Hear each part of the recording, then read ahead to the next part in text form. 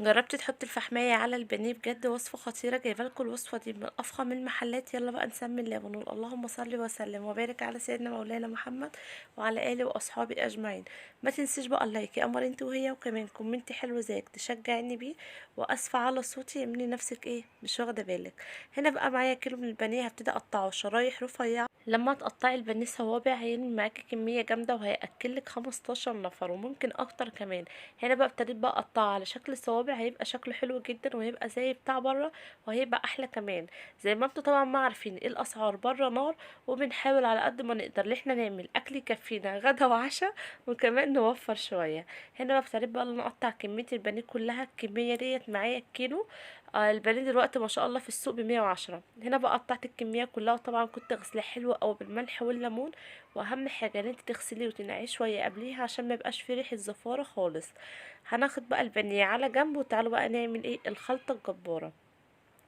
اللهم صل على النبي. بقى معايا هنا ضربت طماطميتين وفحميتين ضربت طماطميتين مع بصلايه كبيره. ورحت هبتدي بقى اللي انا ايه اصفيهم، بس اصفيهم معاكم. تعالوا بقى هنا بقى نزلنا بالتوابل، بصل بودر، توم بودر، كاري، حبه من الكركم، بصوت، بابريكا، وفلفل اسمر، والملح طبعا حسب الرغبه. هنا بقى هنزل بالخلطه اللي انا عاملاها.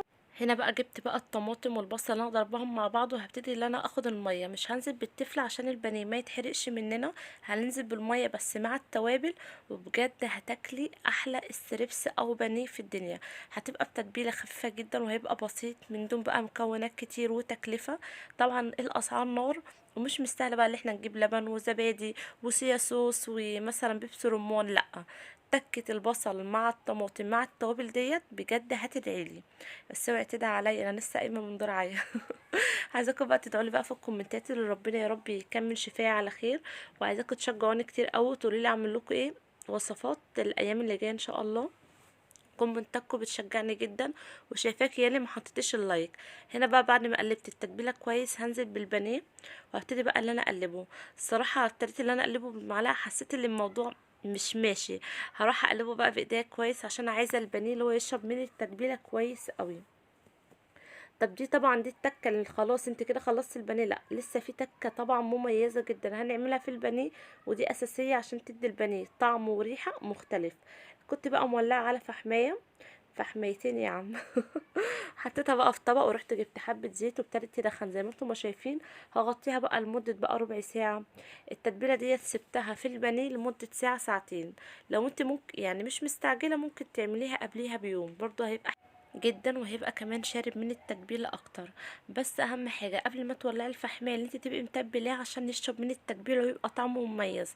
تقدري برضو تعمليه وهو ني قبل ما تتبليه، برضو هيبقى حلو. ان شاء الله هسيب لكم لينك في اول تعليق مثبت.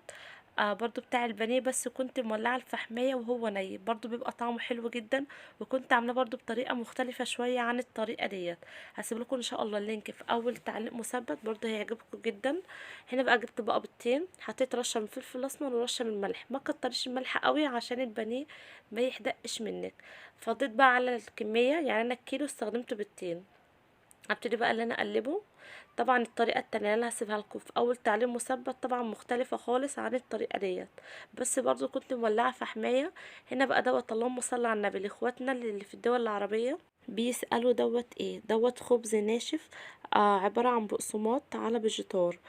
طبعا ممكن طبعا اي تجيبيه من سوبر ماركت او من الهايبر او مثلا من عند العلاف. ممكن تقدري تعمليه في البيت، انا الصراحه ساعات بعمله في البيت.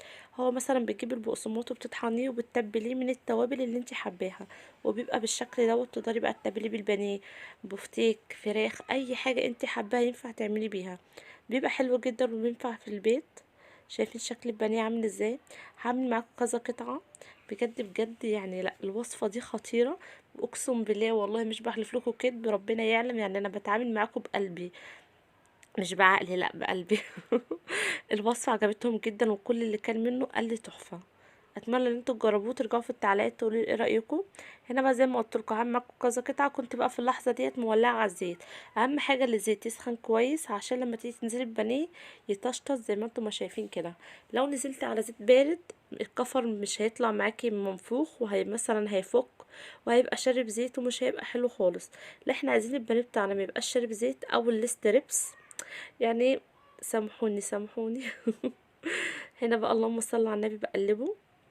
جبت بقى هنا بقى الطبق، هحط بقى مناديل عشان اول ما اطلعه على مناديل، عشان ابقى ضامنه الستريبس بتاعي ما يبقاش شارب من الزيت خالص. هبتدي بقى اللي انا اطلعه، ما تسيبوش على النار كتير عشان ما ينشفش منك. احنا عايزينه كده يبقى في نفس الوقت مقرمش وفي نفس الوقت طري كده وجوسي. هنا بقى اللهم صل على النبي هطلع بقيه الكميه كلها، ومحدش يتريق على الطاسه بتاعت امي. شايفين شكله عامل ازاي؟ والله حلو جدا، الكاميرا ظلماه. انتوا طبعا زي ما انتم عارفين اللي انا قاعده عند ماما الفتره ديت عشان بدور على شقه لظروف خاصه بيا. يعني لو انتوا حابين تعرفوا ابقى اقول لكم عليها، اكتبوا لي في الكومنتات. لظروف يعني خاصه وكده هضطر ان انا اسيب شقتي. شايفين بقى شكل الاكل عامل ازاي؟ بجد تحفه، واقسم بالله الصينيه دي اتنسفت ومش قادره اوصف لكم. كانوا بيدعوا لي لدرجه ان هم عايزين ان انا اكررها تاني. شايفين الحته عامله ازاي؟ مقرمشه وفي نفس الوقت طريه. حتى واحنا بنقطع حتة الستريبس الكفر متماسك ما اتهراش ولا حتى حتة اتفكت. بجد الكفر حلو جدا ومكونات بسيطة، ما حطيتش بقى مكونات كتير. كنت عاملة طبعا طماطم مخللة. تقدري بقى سندوتشات. هنا الشوكة وقعت مني، اعملوا نفسكم مش واخدين بالكم. هنا بقى شايفين، هنا بقى كنت بقى عماله اغيظهم. هي احلى حته اصلا في الفيديو كله وانتي بتدوقي وهم كده قاعدين كده جنبك مشتاقين. مش قادره اوصف لكم، كلهم كانوا مترصصين. بعتهم بالعافيه جابوا لي رغيف العيش دوت. قلت بقى اعمل سندوتش معاكم. تقدري بقى تعملي سندوتشات او تعملي مكرونه او حتى حبه رز اصفر او ابيض، يعني حسب بقى اللي انتي حباه. انا الصراحه انا عن نفسي استكفيت بالسندوتش دوت وشبعني وكان الحمد لله. هما كانوا عاملين مكرونه محمره. بص بقى سندوتش ايه، لا متظبط. هرش بقى رشه من الخضره ورشيت على ايديا كمان. اتمنى بقى تجربوا الوصفه دي تكون عجبتكم، وسامحوني اذا كنت بتاخر عليكم. ما تنسوش بقى اللايك والاشتراك في القناه وكمان كومنت حلو زي كنت تشجعوني.